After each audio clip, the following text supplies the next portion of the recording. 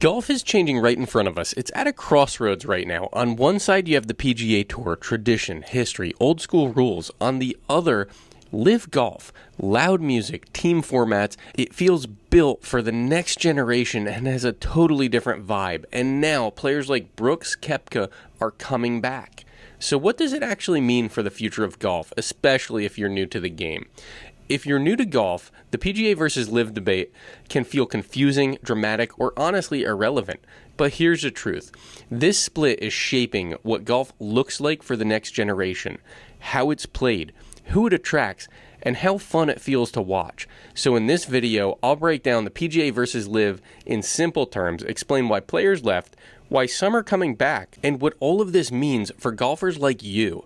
Hey everyone, it's Doug with Golf Reboot. If you've been here before, thanks for coming back. If you're new, thanks for stopping by. Don't forget to subscribe so you see everything we post. I started this channel in 2025 with one goal in mind, sharing what I've learned to help you get better faster. Make sure you click subscribe so you see everything we share. After 14 years away from the game, I'm back, and my goal this year is to help 1,000 golfers get better in 2026. PGA versus LIV explains simply. At its core, the PGA Tour represents traditional professional golf, 72-hole tournaments, decades of history, and a strong emphasis on legacy. LIV Golf came in and flipped that model. Shorter events, that seems to be changing. Looks like they're going to a 4-day format. Team formats, guaranteed money, and a vibe that feels more like modern sports and entertainment. Neither is good or evil. They're just very different philosophies. It's like the Yankees versus the Red Sox, the Mets versus the Braves. I don't really want to talk much more about the Mets after this whole Kyle Tucker fiasco, this offseason. It is what it is. Each thinks the other is evil, but we all know the real evil ones are the Los Angeles Dodgers. They're all just different.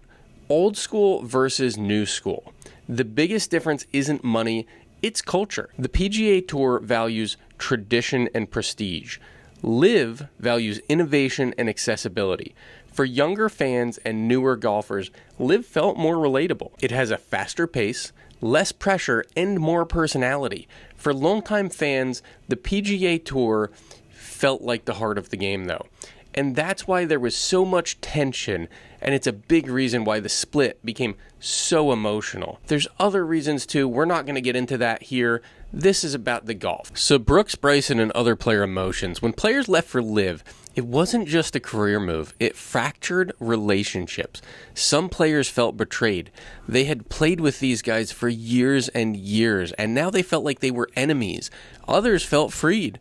They felt like they had more time. They could do what they wanted to. They didn't have people watching over their back every single second and have to be perfect, never swear, never do anything wrong. But Brooks Koepka's return to PGA events signals something very important. Many players still value legacy, majors, and history. And with rumors around players like Bryson DeChambeau, it raises a huge question. Was LIV a permanent alternative or a catalyst for change? We'll see over the coming years. Big names like Bryson, they've got contracts through 2026. I saw some interviews yesterday. Obviously, they know they can't do anything until their contract's over. Bryson flat out said he's contracted through 2026. He's getting ready for the season. They're going to have a good time, and it is what it is. They can't do anything till then. Time will tell, though. Either way, golf has changed. What a return really means, though. Even if the tours reunite or players return, golf is never going to go fully back to the way it was. LIV forced conversations, and in my opinion, they were good ones for the game.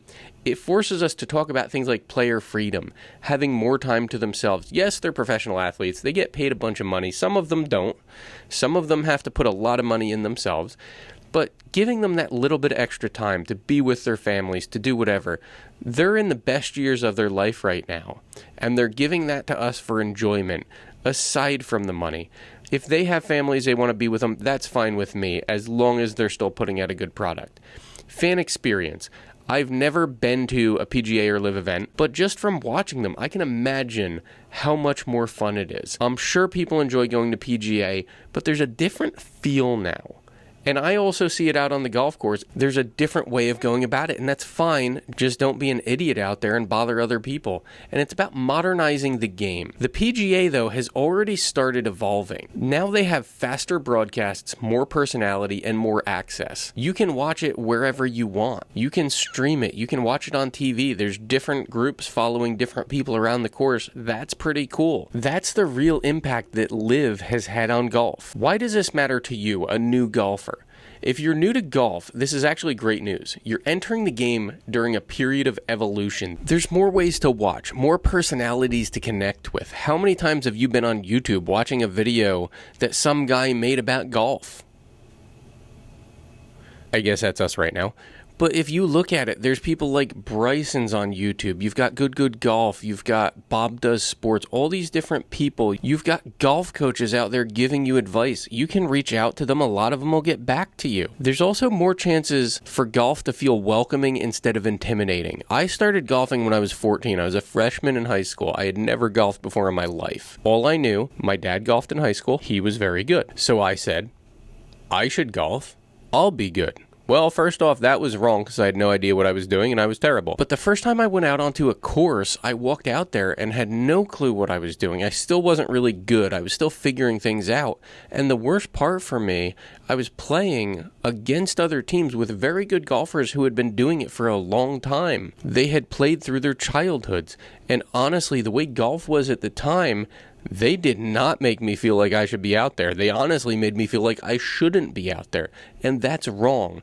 But today, golf is different and anyone should be able to go out there. What I'm telling you is, yes, you can go out there and golf. You need to learn the game. You need to understand it.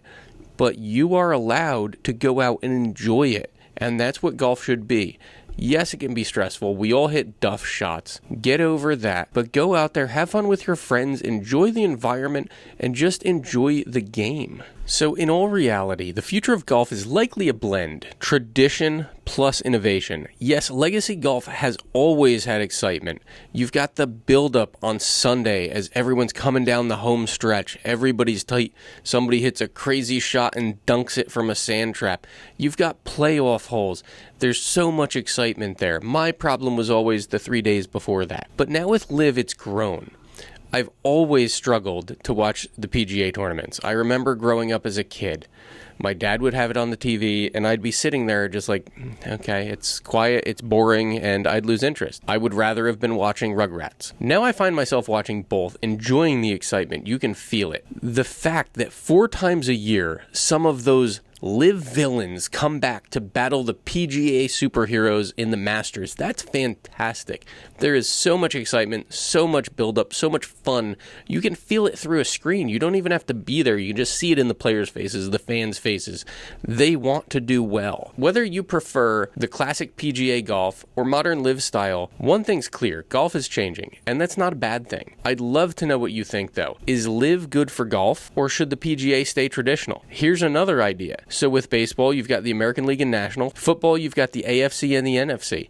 At the end of the year, in all these sports, the top teams from each play each other to figure out who's the best. Is that something that PGA and LIV could do to not fully come together, but at least be closer, to be part of the same thing? Because I think that's really what we need. Drop a comment down below and let me know what you think. So this was a bit different than our normal videos, but it's to help you understand the evolution of the game. It's always changing. This is definitely the biggest change I've ever seen. If you're ready to go and want to make sure you're up to par before you step out on the course this spring, I made a video on that too. It's a start of a series on gearing up for the 2026 season. It's popping up over here. It's definitely something to watch. As the series goes on, it's going to get you from point A all the way to the end, and you're going to be ready to go. Whether you're a new golfer who's just learning, it'll help you, or if you're already playing and you want to get a little bit better, it'll definitely help you out. And don't forget to subscribe so you see the rest of our videos to help you play better, have more fun, and love the game again. See you next time.